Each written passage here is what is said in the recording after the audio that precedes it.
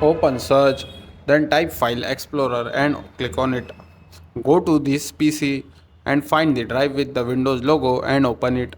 Now look for Java folder, it is always in program files. Open Java folder and find JDK folder and open bin. Now copy the path, so click on the address bar and right click and copy that path. Now set Java path. So open search, type view advanced system setting and click on it. Go to the advanced tab, then click on environment variables. Now find path under system variable. So click edit and click new. Now paste the copied path and click on OK. Then again click on OK.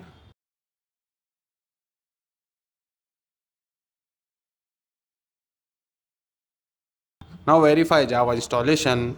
So open search, type cmd and click run as administrator. Now type Java and press enter. Now type Java/version and press enter. Now your Java version will appear.